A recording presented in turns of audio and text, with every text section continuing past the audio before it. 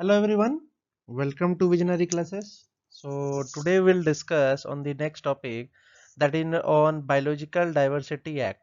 So ये Biological Diversity Act क्या होता है? ठीक है, देखो पहली बात तो इसमें नाम से ही पता चलता है कि एक तो बायोलॉजी वाला वर्ड यूज है। तो बायोलॉजी वाला वर्ड यूज है मतलब इट डिपेंड्स ऑन लाइफ, ये लाइफ को शो करता है। डाइवर्सिटी मतलब तो समझते हो कि अलग अलग तरीके की बायोलॉजी जो होती है उसकी एक तरीके की डाइवर्सिटी होती है। लाइफ की भी तो डाइवर्सिटी होती है, स्पीसीज की डाइवर्सिटी होती है, जेनेटिक्स डाइवर्सिटी होती है, डिफरेंट टाइप्स ऑफ डाइवर्सिटी होती है। ठीक है, तो बायोलॉजिकल डाइवर्सिटी एक्ट क्यों पढ़ना जरूरी है, क्यों इंपॉर्टेंट है? देखो again it is a part of a unit 8 that is UC net का टॉपिक है, तो इसमें क्या समझने की जरूरत है, चलते हैं थोड़ा इसको डिटेल में समझते हैं।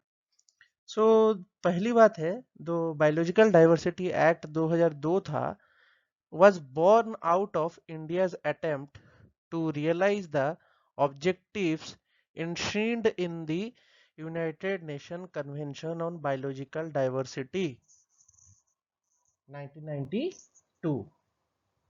ठीक है, 1992 में जो united nation convention on biological diversity आया था उसके बेसिस पे है, which recognises the sovereign rights of the states to use their own biological resources.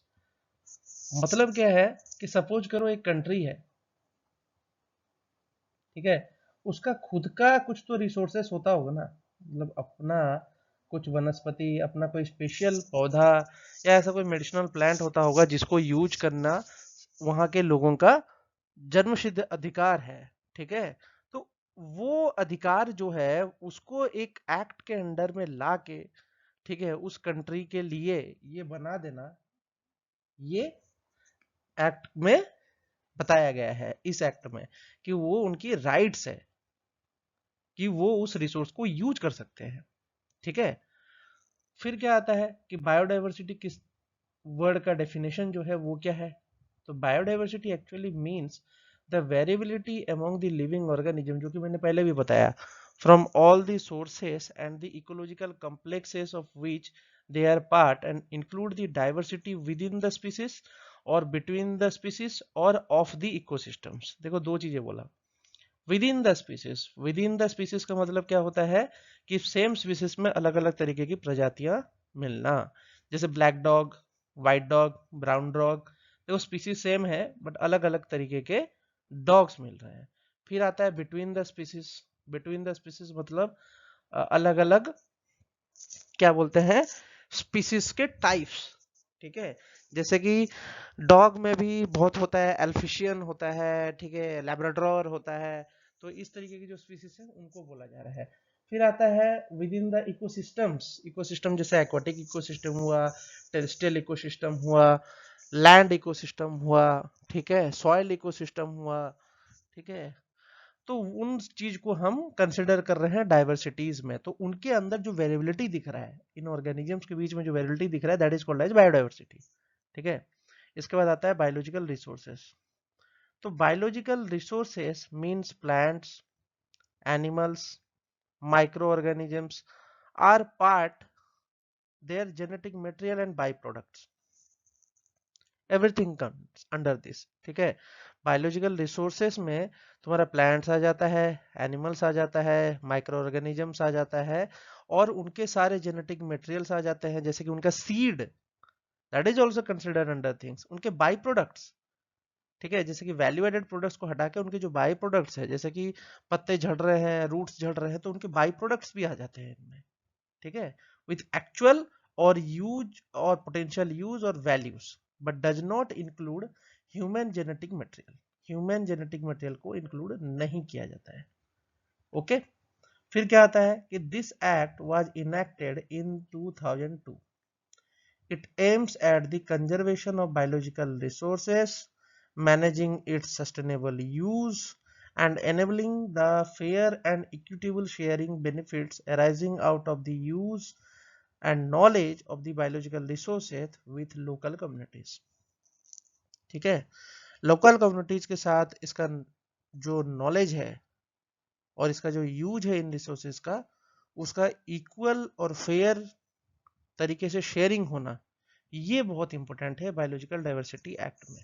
ठीक है, फिर क्या आता है कि the act prohibits the following activities without the prior approval of the national biodiversity authority. Okay, एक अथॉरिटी है जिसको नेशनल बायोडाइवर्सिटी अथॉरिटी बोलते हैं। इस एक्ट के बिना अप्रूवल के, इन अथॉरिटीज के बिना अप्रूवल के आप कोई भी एक्टिविटीज परफॉर्म नहीं कर सकते हो बायोडाइवर्सिटी पे। ये चीज यहाँ पे बताया जा रहा है। तो एनी पर्सन और ऑर्गेनाइजेशन इधर बेस्ड इन इंडिया और not obtaining any biological resources occurring in India for its research और commercialization यूटिलाइजेशन, इन सभी को परमिशन लेना होगा। इन सबको परमिशन लेना होगा जो कि किसी भी तरीके के बायोलॉजिकल रिसोर्सेज जो इंडिया में है या इंडिया से नहीं है, फिर भी उसका रिसर्च और कमर्शियल यूटिलाइजेशन के लिए यूज कर रहे हैं, तो उनको नेशनल बायोडाइवर्सिटी अथॉरिटी से परमिशन लेना होगा। ठीक है। फिर क्या आता है, the transfer of the results of any research relating to any biological resources occurring in और ऑब्टेन्ड फ्रॉम इंडिया। ठीक है। तो रिजल्ट का जो फाइंडिंग्स है वो चाहे इंडिया में बनाओ या रिसर्च के फाइंडिंग कहीं बाहर से लाओ, आपको शेयर इंडिया के साथ करना ही होगा। ये चीज वो समझा रहा है यहाँ पे। The claim of any intellectual property rights on any invention based on research made on the biological resource obtained from the India। IPR, intellectual property rights। ठीक है। तो कोई भी रिसर्च अगर किसी भी बायोलॉजिकल रिसोर्स जो इंडिया का है और उस पे हो रहा है, तो वो इंडिया का इंटेलेक्चुअल प्रॉपर्टी राइट्स हुआ। तो इसी राइट्स को देना भी इसी बायोडाइवर्सिटी एक्ट के अंडर में एक फीचर है। फिर क्या है, this act envisaged a 3 tier structure to regulate the access to biological resources. 3 tier है इसके। पहला टायर क्या है, नेशनल बायोडाइवर्सिटी अथॉरिटी। उसके बाद आता है स्टेट बायोडाइवर्सिटी बोर्ड। देखो वहां पे अथॉरिटी है, यहाँ पे स्टेट बायोडाइवर्सिटी बोर्ड है। थर्ड में क्या आता है, द बायोडाइवर्सिटी मैनेजमेंट कमिटी, जो कि लोकल लेवल मतलब गांव लेवल पे, डिस्ट्रिक्ट लेवल पे भी होता है। ठीक है। This act provides these authorities with special fund and a separate budget in order to carry out any research project dealing with biological natural resources of the country। जैसे कि मैं बात करता हूं, अब बड़े बड़े ये सेंट्रल यूनिवर्सिटीज की बात करो। सेंट्रल यूनिवर्सिटीज में आज के डेट में तुम्हारा क्या होता है, तुम्हारे एक बायोडाइवर्सिटी एंड कंजर्वेशन वाला टॉपिक भी पढ़ाया जाता है। एक सब्जेक्ट है अलग से, biodiversity and conservation. There is a subject biodiversity and conservation. ठीक है। It shall supervise any use of the biological resources and the sustainable use of them and shall take control over the financial investment and their returns, dispose of these capitals as correct। क्या बोला, it shall supervise any use of biological resources and sustainable use of them. ठीक है। तो sustainable use होना चाहिए, अंधाधुन नहीं। जैसे कि हम बात करते हैं रॉयल बंगाल टाइगर या क्रोकोडाइल, अरे यार ये लोगों का खाल, उनका जो स्किन है वो यूटिलाइज होता है तुम्हारे बेल्ट बनाने के लिए, तुम्हारा क्या बोले तो घर में जो डेकोरेशन का सामान बनाने के लिए। इसका मतलब ये नहीं कि इनका अंधाधुन मारना शुरू कर दो इनको। अरे यार इसका भी तो सस्टेनेबल यूज देखना होगा, यही ना बात है। प्रोटेक्शन जरूरी है। तो उसी चीज के ऊपर ये एक्ट आया है कि नहीं, इन बायोलॉजिकल रिसोर्सेज को प्रोटेक्शन देना है। ठीक है। फिर क्या आता है, under this act the central government in consultation with NBA shall, ये देखो ये पहला पॉइंट है, shall notify the threatened species. पहली बात, प्रोहिबिट और regulate their collection, rehabilitation and conservation, मतलब उनका वापस से उनको क्या वो फैसिलिटीज देना ताकि उनका ग्रोथ हो सके। साथ ही साथ क्या है, designate institutions as a repository for different categories of biological resource. सही बात है, तो रिपोजिटरी तो बनाना ही होगा। This act stipulates all the offences under its cognizable and non bailable. इसके अंदर कोई भी ऑफेंस होगा तो नॉन बेलेबल वारंट के साथ होगा, ये भी मैंडेटरी है। इसके बाद आता है any grievances related to determination of benefit sharing और order of the National Biodiversity Authority or State Biodiversity Authority under this act shall be taken to NGT, national green tribunal के पास डायरेक्टली जाएगा अगर किसी भी तरीके का ग्रेवियंसेस इन चीजों से रिलेटेड होगा। ठीक है, तो this diagram is also very important, you can make this diagram also. ठीक है, ये फ्रेमवर्क है एक तरीके से हमारा बायोलॉजिकल डाइवर्सिटी एक्ट का। जैसे कि स्ट्रक्चरल ऑपरेशनल फ्रेमवर्क में सबसे पहले इसका डेफिनेशन पता होना चाहिए, access to biological resource and procedure होना चाहिए, ड्यूटीज पता होना चाहिए सेंट्रल एंड स्टेट गवर्नमेंट्स का। उसके बाद इंस्टीट्यूशनल फ्रेमवर्क में यही तीन है, फिर अपील है, पेनल्टीज एंड प्रोविजंस है, फिर नेचर ऑफ ऑफेंसेस है, जो कि मैंने यहाँ पे आपको समझाया।